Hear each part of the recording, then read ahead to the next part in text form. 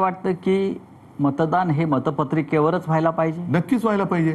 तुम्ही शेवटी एक आहे की का ईव्हीएम का आणलत? वेळ जातो म्हणून. वेळ जातो. मग वेळ मतमोजणीत लागत असेल तर एक एक महिना निवडणूक प्रक्रिया चालते, तो वेळ का नाही धरत त्याच्यात? माझ्याकडे जर 1 तारखेला मतदान झालं महाराष्ट्रात आणि दुसरीकडे बिहारमध्ये वगैरे 30 मेला मतदान होत असेल तर मधला वेळ माझा गेलाच ना. मग फरक काय पडतो? 30 तारखेनंतर 4 दिवस तुम्ही मतमोजणीत लावले तर काय असं मोठं आव्हाड कोसळते? आणि अनेक म्हणजे अगदी मला वाटतं अमेरिकेत वगैरे सुद्धा अजूनही बऱ्याच ठिकाणी बॅलेट पेपर आहे. सर्वत्र युके मध्ये, ब्रिटनमध्ये पण बॅलेट पेपर आहे. मग ते काय आपल्यापेक्षा मागास देश आहेत? जर तुम्हाला वेळ वाचवण्यासाठी हे करत असाल आणि स्वतः मोदींचं भाषण आहे त्यावेळेला बॅलेट पेपरच्या विरोधात, सगळ्यांत भारतीय जनता पक्षाने विरोध केलेला आहे ईव्हीएमच्या विरोधात. हो, देशाचे सरन्यायाधीश भूषण गवई यांच्या आईनंही मागणी केली आहे. मग हे देशाचे सरन्यायाधीश असलेल्या गवईंच्या आईनंही, कमलाबाईंनी ताईने सांगितलेलं आहे की निवडणुका या बॅलेट पेपरवरच व्हायला पाहिजे. तसंच आहे ते. आणि मग का व्हायचं ते होऊ दे ना. मग त्याच्यानंतर तुम्ही जिंकलात आणि तुम्हाला 288 पैकी 500 जागा मिळाल तरी मग आम्ही कोणी काय बोलू शकतो? याच्यात एक महत्त्वाचा फॅक्टर जो राहुल गांधी सांगतात, 60 लाख अचानक वाढलेलं मतदान संध्याकाळी 5 नंतर आणि मतदार यादीतला झालेला ठरवून केलेला घोळ, नावं कापणं. आता बिहारमध्ये काय घडत होतं तेच आहे ते की तुम्ही तुमची आयडेंटिटी महाराष्ट्रामध्ये सुद्धा निवडणूक प्रक्रियेच्या आधी नाही, आता जरा बिहारमध्ये ज्याला आता कोर्टाने मला वाटतं स्थगिती दिली आहे, ते काय होतं नीट सांगा. मतदारांनी स्वतःची ओळख पटवून द्यायची. म्हणजेच तुम्ही एनआरसी आणलात. हो, म्हणजेच एनआरसी आणलात ना. मी इतके वर्ष राहतोय, माझ्याकडे मग आधार कार्ड हे काय? हा मोठा फ्रॉड आहे. रेशन कार्ड, आधार कार्ड हा फ्रॉड आहे.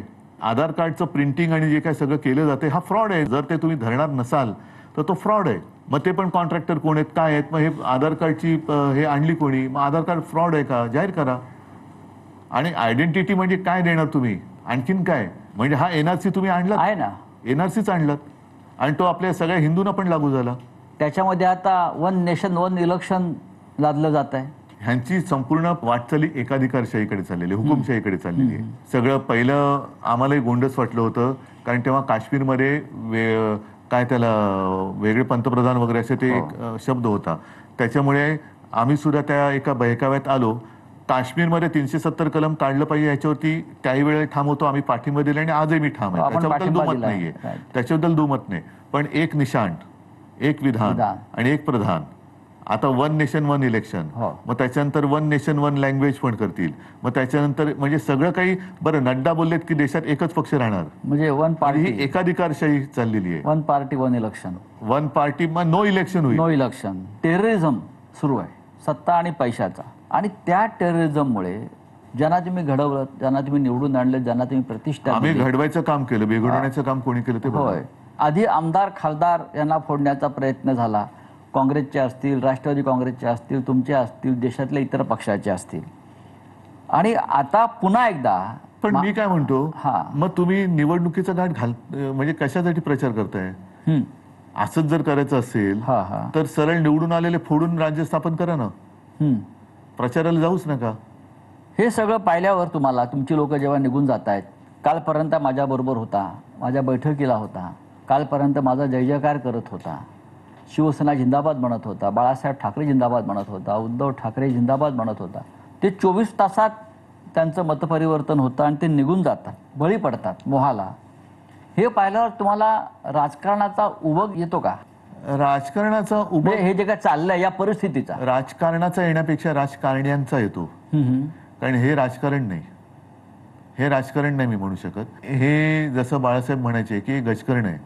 ही सत्तेची खाज याने एवढी सुटते की जेवढं खाजवाल तेवढं कमी.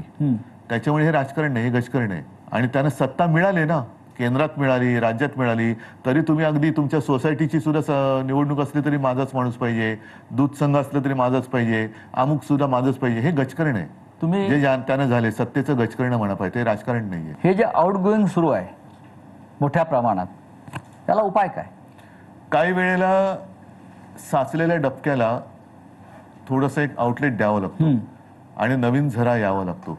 ज्या गोष्टी आपण थोडंसं, मी असं म्हणेन की एखाद्या वेळेला भावनेच्या भरात किंवा प्रेमामुळे आपण करत नाही आणि कल त्या माणूस अयोग्य आहे, पण काय करणार, तो स्वतःहून जातो आणि त्याची जागा नवीन दुसरा माणूस घेतो. तेव्हा बरं वाटतं की अरे साले बला गेली एक.